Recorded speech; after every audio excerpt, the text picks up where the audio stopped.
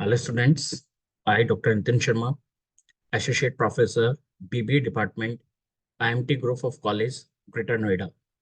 Dear students, today we will be discuss about income tax, practice and law, and topic is the residential status.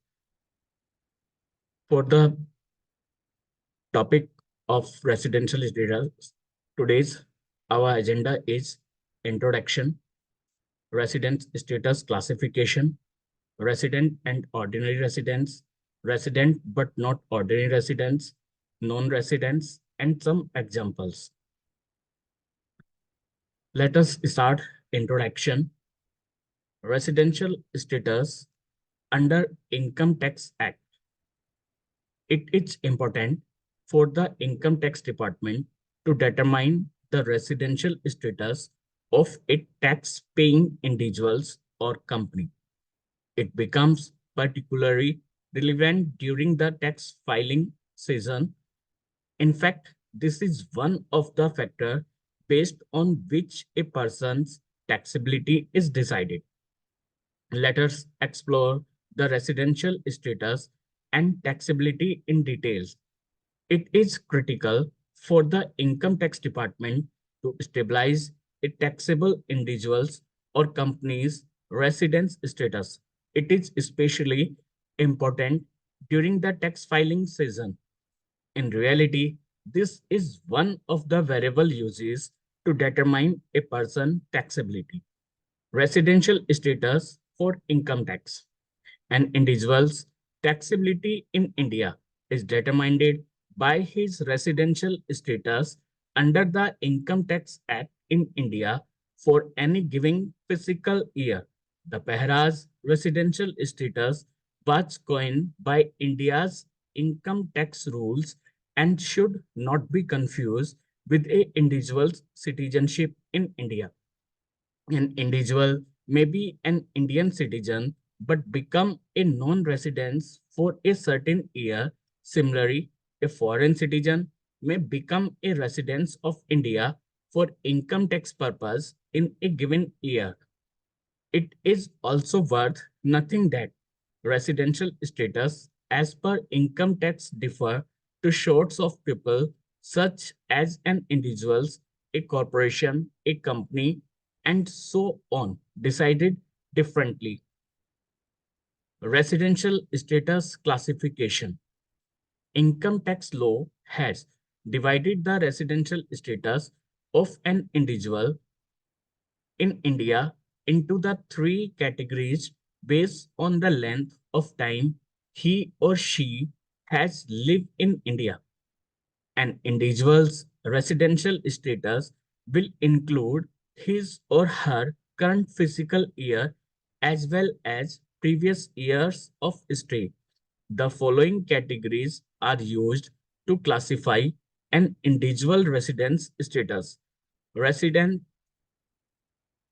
or ordinary residents, resident but not ordinary residents, and not residents in India or NRI. Resident and ordinary residents. Individuals are deemed to be resident of India under Section 6(1) of the Income Tax Act if they meet the following condition. Number one, if he or she stay in India for 182 days or more in a fiscal year, or if he or she stay in India for 60 days or more in a fiscal year, and if or she stay in India for 365 days or more in the 4 year immediately before the previous year, and comes under ordinary residence in income tax. According to Section 6(6) of the Income Tax Act of 1961, there are two criteria under which an individual will be considered a resident and ordinary residence in India. If he or she spent 730 days or more in India in the 7 year preceding the current year, if he or she has resided in India for at least 2 of the 10 period fiscal year before the current year. In the simple word, a residence and a ordinary residence is an individual who apply for one basic condition and one or more additional condition is called ordinary residence. And the basic condition is number one, he or she stay in India for 182 days or more in a fiscal year, and he or she stay in India for 60 days or more in a fiscal year. And the additional condition is, and if or she stay in India for 365 days or more in the 4th year immediately before the previous year, and he or she stay in India minimum 2 year out of the last 10 year. Residential status for an individual. Ordinary residence is an individual who is applied for minimum one basic condition and apply for one or two additional condition. It's called ordinary residence in India. Not ordinary residence, an individual who apply any one of the basic condition and not apply for any additional condition is called not ordinary residence. And not resident in India or NRI is an individual who not apply for any basic condition is called NRI. Resident but not ordinary residence is when an assessee meet the following fundamentals requirement, he or she will be regarded as resident but not ordinary residents if an individual stay in India for a time of 182 days or more in a fiscal year, or if or she stay in India for a period of 60 days in a fiscal year and 365 days or more in the 4 preceding fiscal year. Number 2, an assessee, on the other hand, will be classified as a resident but not ordinary residents if they meet one of the following fundamental conditions. If he or she stay in India for 730 days or more in the previous year fiscal year, and if he or she was residents of India for at least 2 out of the 10 days in the previous fiscal year. In the simple word, is not ordinary residence is an individual who apply for one basic condition but not apply any other additional condition is called resident but not ordinary residents, non-residents. An individual will be eligible for non-residence status if he or she meet the following criteria. Number 1, if an individual spend less than 181 days in India within a fiscal year, if an individual stay in India for no more than 60 days in a fiscal year, if an individual stay in India for more than 60 days in a fiscal year, but does not remain for 365 days or more in the preceding 4 fiscal year. In the simple word, if an individual apply not for any basic condition is called not residence in India for the previous year. Residential status of a company. Residential status of a company. Indian companies consistently maintain their presence within the border of India only. A foreign company can be recognized as an Indian resident solely if it has been efficiently managed within India throughout the preceding year. If a foreign company's place of effective management was not located in India during the previous year, it is classified as a non-residence.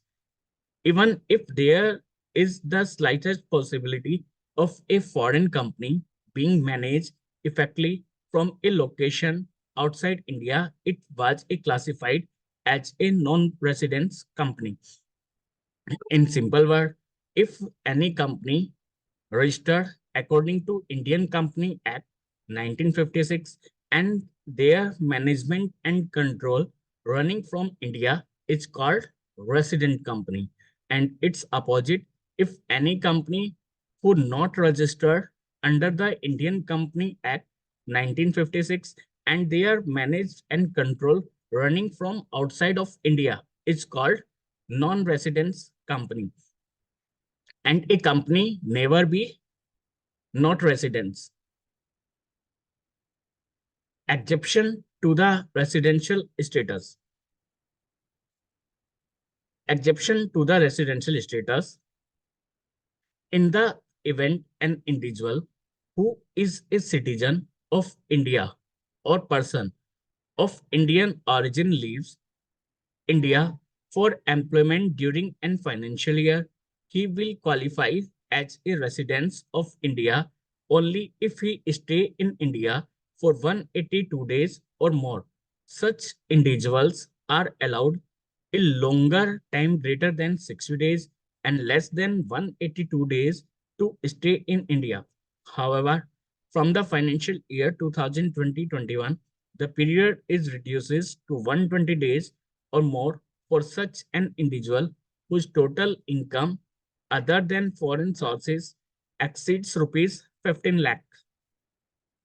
In another significant amendment from financial year 2020-21, an individual who is a citizen of India who is not liable to tax in any other country will be deemed to be a resident in India.